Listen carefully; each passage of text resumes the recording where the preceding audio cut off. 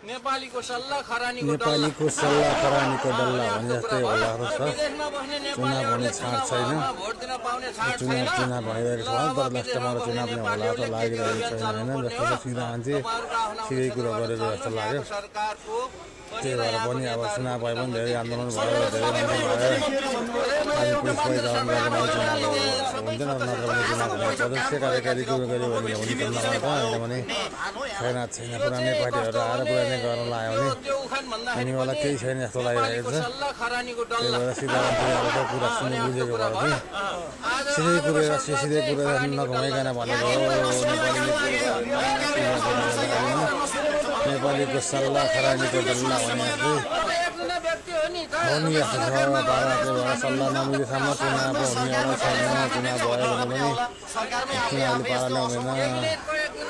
प्रदेश कार्यकारीको चुनाव नगरिकन राष्ट्रपति पार्लामेन्ट चुनाव नगरेर चुनाव भन्नेवाला छाँट छैन भन्ने हामीलाई लागिरहेको छ।